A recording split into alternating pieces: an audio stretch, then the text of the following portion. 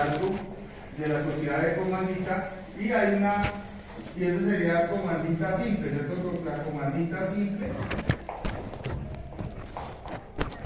Pero hay otra comandita que se llama la comandita por acciones. Comandita por acciones, que es, está el gestor, pero los comanditarios participan según el monto de las acciones que tengan, según el monto de las acciones.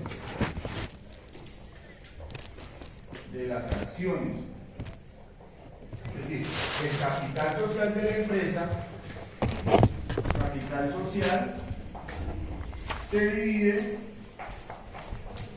en acciones, según el número de comanditarios. En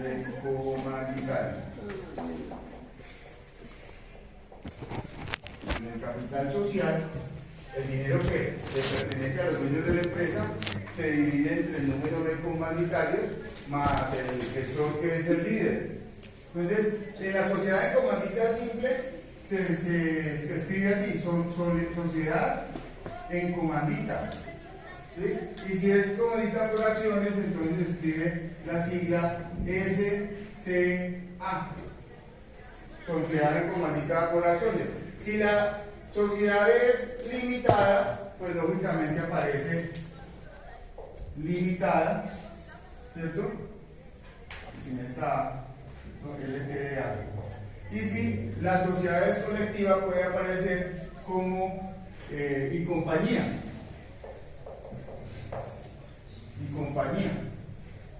Entonces, Peláez, hermanos y compañía, y compañía limitada. Y tenemos, para corregir este problema, tenemos las sociedades colectivas, que la responsabilidad es ilimitada. Las otras sociedades, la responsabilidad es ilimitada, como la sociedad limitada, la sociedad en comandita simple, la sociedad en comandita por acciones, para llegar a la sociedad con las restricciones de mayor limitación, que se llama la sociedad anónima. Sociedad anónima. Entonces, en la sociedad anónima, la responsabilidad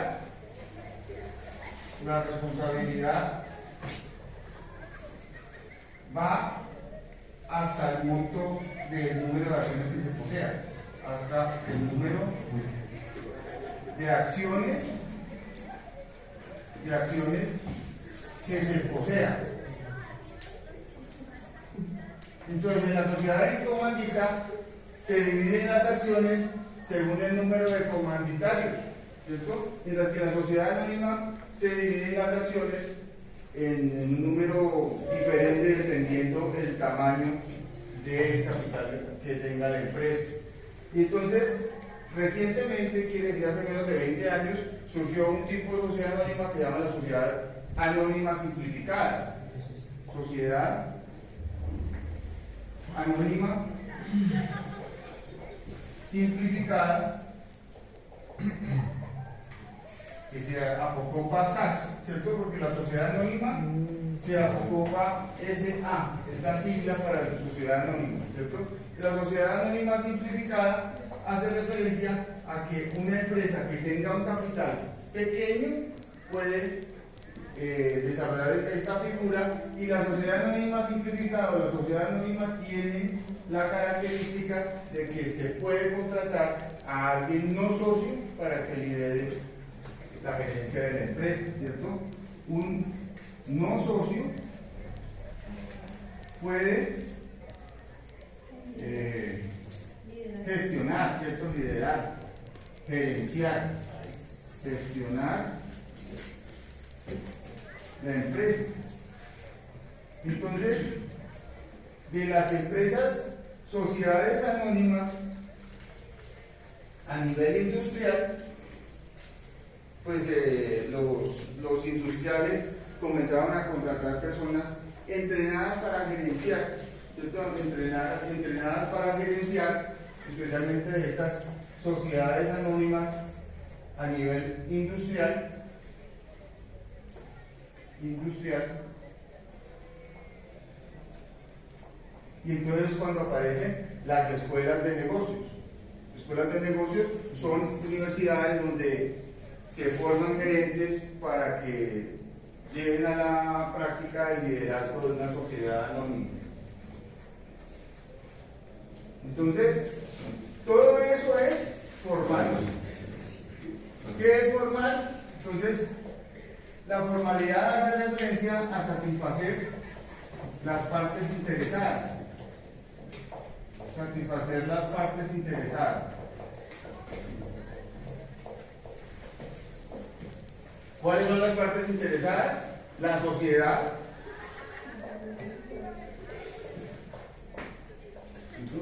La sociedad, ¿por qué? Porque se pagan impuestos,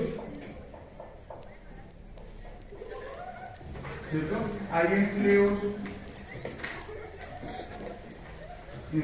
con salario mínimo y prestaciones.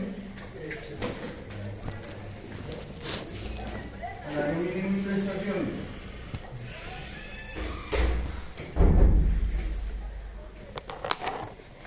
Alejandra, ¿cierto? Está bueno que llegó. Muy bien, eso es una maravilla.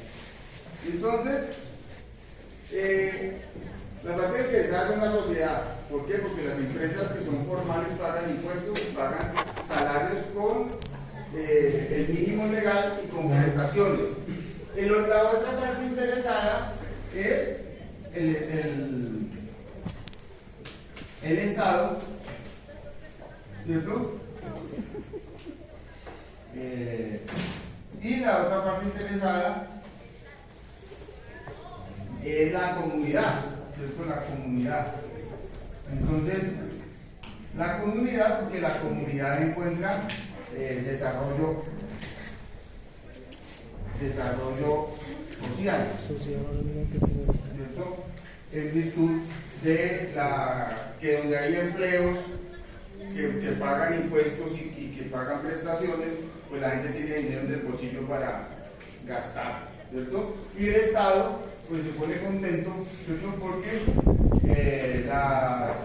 los grupos empresariales jalonan el desarrollo. ¿Profe? ¿Sí? Digamos, sociedad y comunidad, ¿no vendrían a ser lo mismo? Sí, pues la comunidad sería como la comunidad local. La sociedad pues somos todos, ¿cierto? Pero la comunidad local es o sea, un pueblito como Nemocón, ¿cierto? Era un moridero.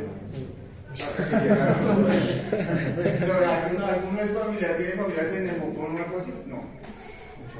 ¿Sí? El caso es que en Nemocón no había nada que hacer, ¿cierto? O sea, todos los días los niños salían del bachillerato y que se ponen a hacer esos nuevos adultos. Hasta que llegó 2 o 3 empresas de productoras de flores y comenzaron a generar empleo y inmediatamente el pueblo se volvió atractivo, ¿sí? Porque ya hay donde trabajar y eso es desarrollo local, por eso están maravillados. Entonces, dentro de estos tipos de empresas, todas estas de acá, ¿cierto? Tienen como interés las ganancias, son de ánimo, con ánimo de lucro, ¿cierto? Con ánimo de lucro, ¿cierto? Todas estas empresas, las informales y las formales, todas ellas son con ánimo de lucro. El objetivo es hacer plata. Señor Tinoco, ¿cuál es el objetivo de una empresa que no sea sin ánimo de lucro? ¿Señor? Señor Barón, perdóneme. De una empresa que no tiene ánimo de lucro. Aportar a la sociedad. Sí, ¿como cuál? No sé, una fundación. Entonces, las que tenemos sin ánimo de lucro, ONGs. Las más importantes son las cooperativas. Las cooperativas.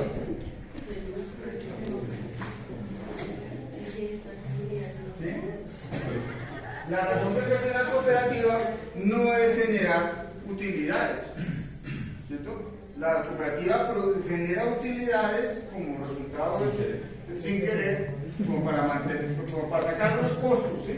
Digamos La que función de la cooperativa es ofrecer servicios a sus afiliados.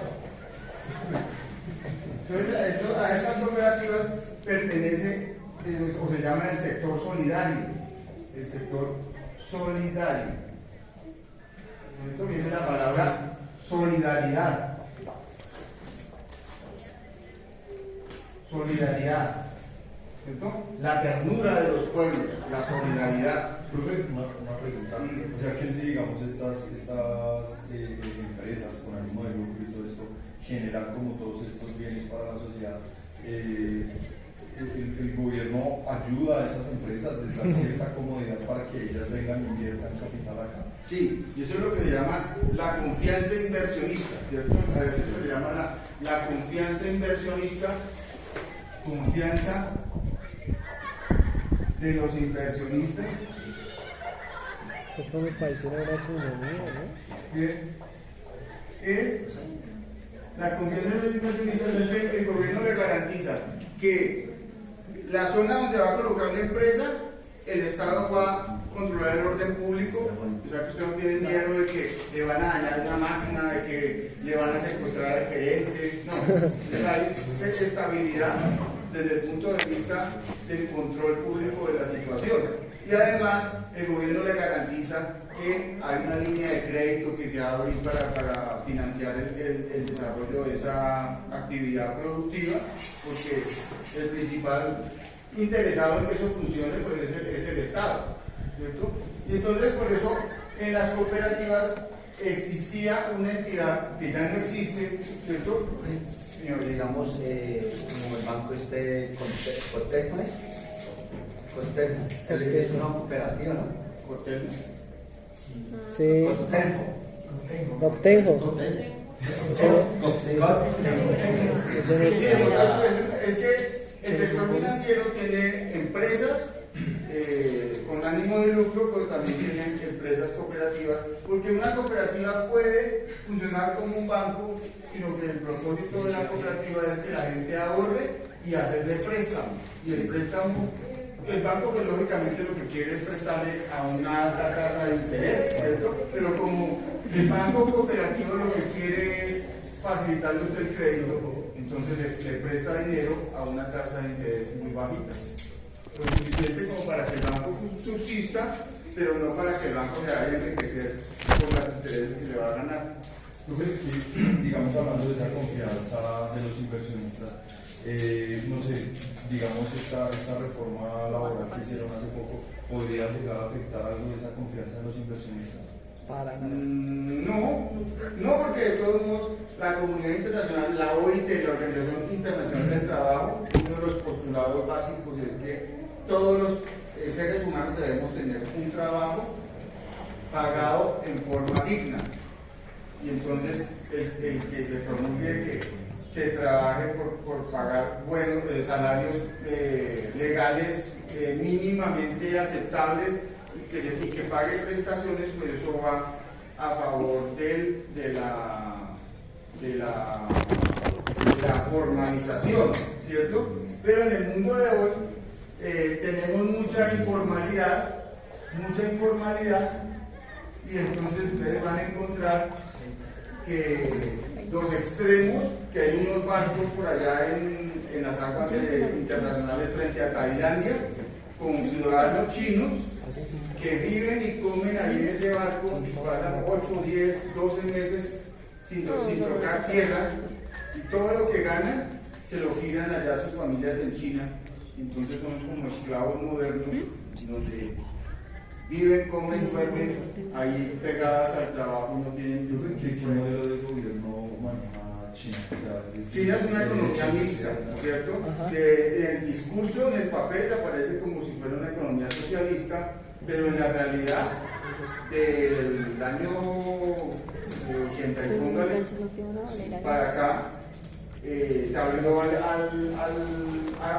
occidente, hay mezclas de capitales extranjeros con capital chino y las empresas chinas, entonces funcionan como empresas occidentales, pese a que en el papel, en el discurso, es una economía de partido único, pero en el papel, porque los chinos son pilos, dijeron, no nos pasa lo mismo que le pasó a Rusia.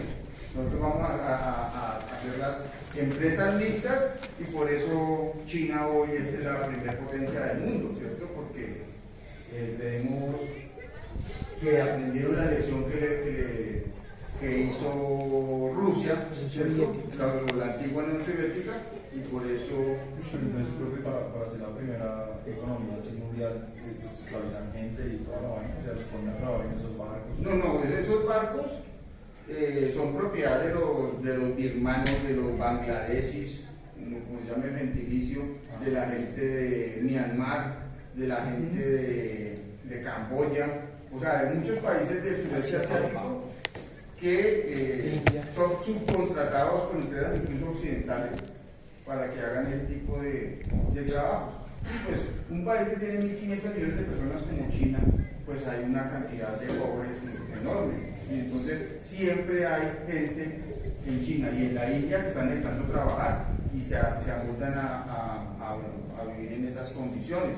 Entonces, esa es una situación que no es culpa de China como tal del gobierno, sino es una situación de que son muchos, son demasiadas las personas en esas regiones y por eso tienen que trabajar en lo que salga. Entonces, la idea de nosotros, ¿cierto?, es que las empresas informales son una prueba de subdesarrollo. Cuando en un país hay muchas empresas informales, un 30 al 40% de los trabajadores no son formales, eso es subdesarrollo. En un país desarrollado, claro que puede haber informalidad, pero es muy restringido. Entonces, por eso siempre lo que se busca es la formalidad, porque eso le ayuda a la sociedad y hay varios tipos de formalidad, empresas desde las sociedades colectivas, limitadas, de comandita, la sociedad anónima, las simplificadas y las cooperativas. Las cooperativas son parte del sector solidario que ofrecen servicios a sus afiliados como educación, ¿cierto?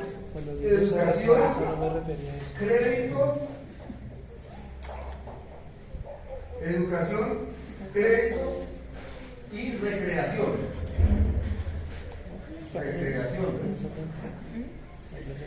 Entonces, hay muchos centros vacacionales que funcionan. O sea, la cooperativa lo que hace es que los asociados a la cooperativa tengan un sitio donde sacarse unas vacaciones a un precio muy módico, ¿sí? Y otras cooperativas lo que hacen es hacerle préstamos a los asociados a unas tasas de interés supremamente bajas. Otras cooperativas lo que hacen es subsidiar la educación de los asociados. Entonces pueden o tener un colegio o sencillamente contribuir con becas para que los asociados puedan pasarle la educación a sus hijos. Entonces fíjense que todas ellas tienen una importancia enorme porque todas ellas pagan impuestos, porque ellas generan empleos y generan desarrollo social. Entonces, hoy vamos a hablar, ¿cierto? A pesar de que existen las cooperativas y las fundaciones, ¿cierto? La fundación es una entidad que cumple una labor social, la fundación, ¿cierto? Ustedes, UNICEF. la fundación, porque la cooperativa se desarrolla por los aportes de los afiliados y se regenta democráticamente, ¿cierto? En una asamblea de cooperativistas, todos eligen quién va a ser el presidente, cómo va a estar integrada la junta directiva, quién va a ser el vocal, quién va a ser el personero, quién va a ser el tesorero de la cooperativa. Pero en la fundación se financia con apoyo externo, financia con apoyo externo. Apoyo externo, o sea, los donantes. Donantes. Yo por lo menos soy donante de UNICEF. Entonces, mensualmente doy una plata a UNICEF, pero anualmente me envían un correo y me dicen, miren, con su plata tantos niños estuvieron comiendo en el hogar comunitario de Doña Matilde, que queda allá en Lorica, Córdoba. Entonces yo, muy bien, mi donación sirvió para eso, ¿cierto? Pero la mayor parte de las fundaciones, los donantes son anónimos y pueden ser de alto tamaño. Entonces, una empresa grande, ¿cierto? Una sociedad anónima, puede donar una parte de sus utilidades a una fundación y entonces recibir un descuento en el impuesto predial. Entonces el gobierno le descuenta dinero de su impuesto predial porque está aportando a una fundación sin ánimo de lucro. Entonces hay entidades que hacen buenos negocios así, donando, ¿cierto? Donando. Por eso hay algunos sistemas de salud que tienen pacientes gratis, digamos. Sí. Precisamente para... Y hay enfermedades, las enfermedades huérfanas. Las enfermedades huérfanas son unas enfermedades que tienen pocos enfermos, ¿cierto? Pero como son pocos los enfermos, la investigación para solucionar esas enfermedades es costosa, los medicamentos también son costosos, los médicos que se encargan de cuidar a esos enfermos son pocos en el mundo, porque como son pocos los casos. Entonces, esas enfermedades huérfanas tienen donantes que se encargan de cuidar ese tipo de enfermos. Tengo una pregunta, digamos, ¿esas fundaciones se refieren a solo fundaciones de niños o digamos fundación cardioinfantil? ¿A veces utilizan esos nombres de fundación para legalizar otras cosas? No, pues generalmente las fundaciones pues son muy heterogéneas. Por ejemplo, la Fundación Mencoldes es la Fundación Menonita Colombiana para el Desarrollo. Eso es como un brazo de una iglesia evangélica que se llama los Menonitas. Y entonces los Menonitas de los Estados Unidos, de Holanda, de Francia, donan dinero para que los menonitas colombianos vayan a comunidades de bajos ingresos y desarrollen actividades allá de, por ejemplo, con la infancia, de alimentación con los niños en situación precalle, con comunidades agrícolas en donde se realiza una labor muy agresiva con los suelos, ¿cierto? Suelos deteriorados, repletos de pisos de arado, que tienen poco acceso a fertilizantes. Entonces llega la fundación y les hace la asistencia técnica o les financia directamente procesos de labranza mínima, de labranza de conservación de humedad, de rompimiento de costras de arados, ¿cierto? Para que de esa forma esas comunidades aumenten su productividad y entonces indirectamente mejora su calidad de vida, ¿cierto? Pero como fundaciones, hay fundaciones de la Iglesia Católica, hay fundaciones de iglesias protestantes en Europa y los Estados Unidos, y también hay fundaciones hechas por personas, la mayor parte no son personas conocidas. Usted sabe que Pies Descalzos es una fundación de Shakira, que James Rodríguez tiene otra fundación y así, pero la mayor parte de los donantes de las fundaciones son personas desconocidas, que llaman los filántropos, ¿cierto? Las personas, la filantropía, el amor por la humanidad, la solidaridad es algo que es importante desarrollar, y entonces a veces se necesita para una fundación que trabaje en el agro a un agrónomo